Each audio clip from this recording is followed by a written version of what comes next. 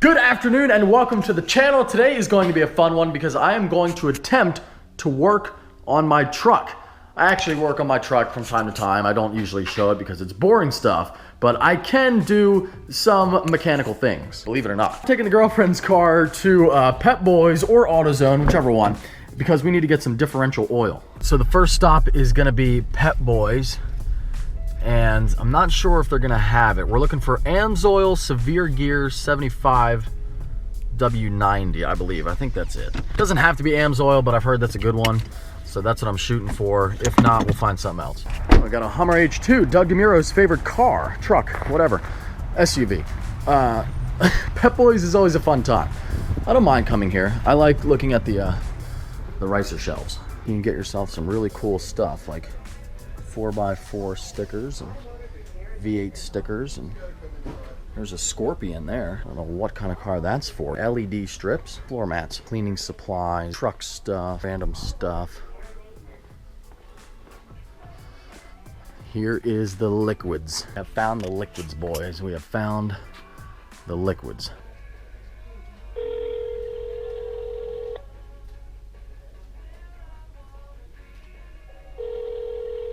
They don't have the exact stuff I wanted, so I'm on the phone with AutoZone, currently on hold for about 2 minutes now. I can't imagine AutoZone is that busy, but hoping they have it. If not, either going to go with something different here, or I will have my buddy order it from his shop. So I've given up on Pep Boys real quick, and I got off the phone because I can just fucking drive over there by the time. I've been on hold now for 5 minutes. I hung up. Who knew it would be this hard to get some diff oil?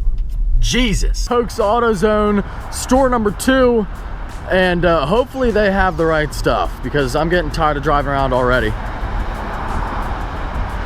This is what happens though. A simple job turns into like 3 hours because nothing ever works out. Man, it is not looking good here either. Not looking good. Same shit. Back at home, I got the stuff. I ended up going with Mobile 1. Should be fine. And I also got some touch-up paint. Now, if you didn't know, you can get this at Pep Boys. They offer it for a lot of different cars. And this is my GM Silver Birch Metallic, which there is none exposed right now, but you can look in the bed.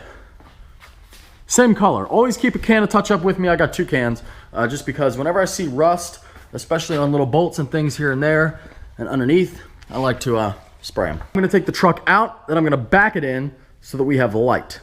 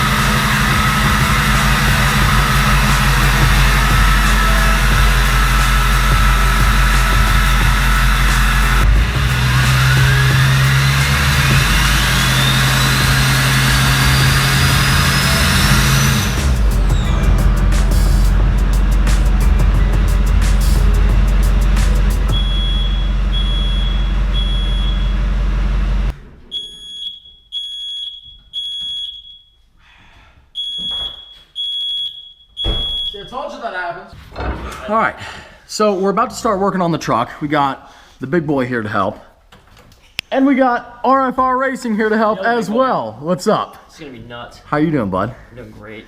So if you haven't seen Bobby's channel, check it out. Lots of great videos. His first ever upload.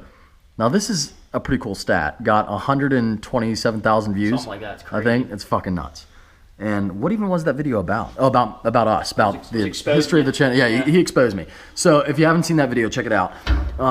But step number one is going to be removing the old diff cover. Now we're just going to do the bottom bolts first and let the old oil drip out. Now, if you notice, my brake lines are attached to the diff cover with little tabs. Not really an extra step, but just something to be aware of. God, that is so cool. Yeah, and Shane and the crew over at Performance Diesel custom built this whole bracket. It's so awesome. It's fucking like really nice. They custom built it, painted it. Basically the whole kit is custom because all I got was the tank, the pump, and the horns. They had to do everything else, like all the wiring, all that good stuff. And I gotta paint that. Good job. I mean, this was submerged pretty much under the creek that we. Oh yes.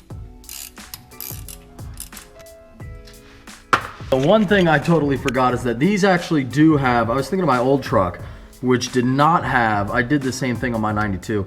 That did not have a drain plug. This, however, does. And you just use a 3/8 socket, I think it is. Like you literally just stick the square socket thing in there. So that's what we're gonna do to drain this.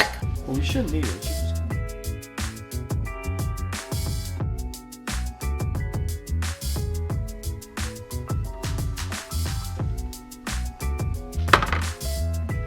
There we go, look at that. That is so much easier, thank God. Go ahead and let that drain out and then we'll be back at it. Did you get it?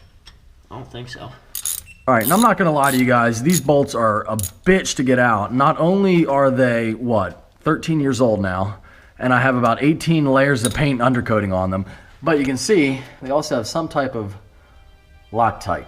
So it's slow going, but we're making progress.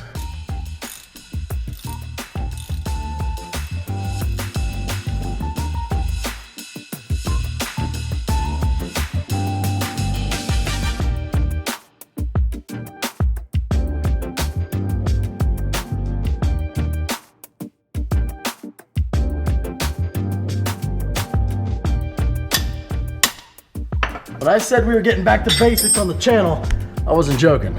Installs in the garage, just like old times. Sadly, we have hit a small roadblock. Our socket has split open. I've never seen anything quite like that. Have you, buddy? Nah, they should replace, is that Craftsman?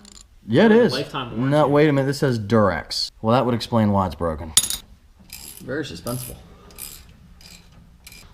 Yeah. Oh, she's ready. She's almost ready.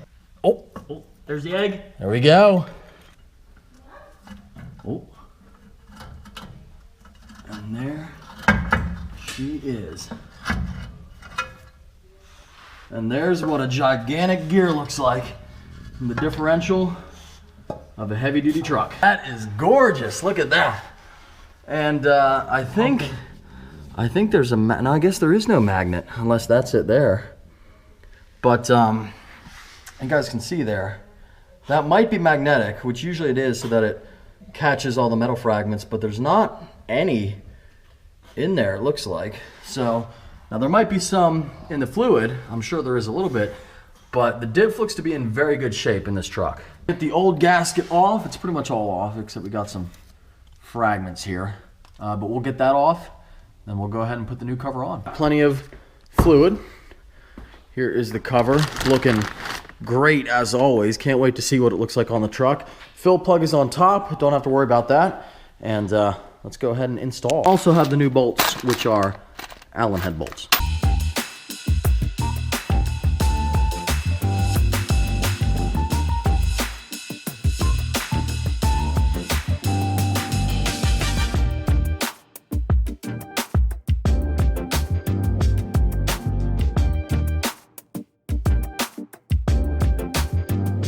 As you can see, I do have the new ATS cover installed. Looks really cool on there, looks fantastic, I love it. And a little trick I used to hold the gasket on while I was putting the cover on, because it is a little bit tricky, is I just put a little piece of Scotch tape with a tab on it, and then once it was in place, I just lifted up a little bit and pulled the Scotch tape out. Just a small trick there. And I did run into one problem, fits great, except for because my brake lines have that tab on it, that tab no longer fits. It doesn't fit with the design of the new cover. So I'm either gonna have to just cut off the tab. It's not really necessary. I can just rest this wire or this line up here and then maybe zip tie it to another one or fashion up something. But what I wanna do is make a little adjustment to the bracket and bend it upwards, and then it should work, and just cut off that other piece on there which is hitting the ATS cover. So that's something to figure out, but not something that I have to do right now. Adding some little touches like paint on the brake line, and we're just about done, just tightening up all these bolts. And you are gonna use a star pattern, kind of like when you put a wheel on, starting at the top. And so far I'm on this one. Gonna tighten up our filler plug here. And that's it, 100% completed. There is the ATS diff cover on the Duramax. So comparison between the old and the new. And you know, I always thought the diff looked pretty nice. Like I always had it painted black and it was never rusty, but when you look at the old one, you really see how big of an improvement that is. Definitely had a lot of fun installing that. So like I was talking about a couple videos ago, getting back to basics, let me know if more at-home installs is something you would like to see.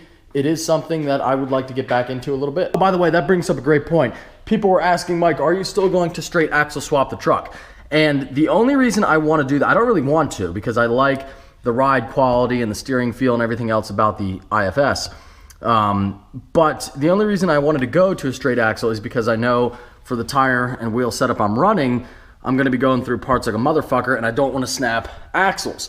But I found these things called RCV axles, which are pretty extreme, and I think they will do the job. So for right now, we're not doing the straight axle. If these axles don't work, if these new ones I get don't work, then I'll try the SAS. But for right now, I'm gonna give those axles a shot. With that being said, I hope you guys enjoyed this upload. I got a big mess to clean up. If you did enjoy, give it a big thumbs up. If you are stopping in for the first time, please subscribe. Take care. Have a great day.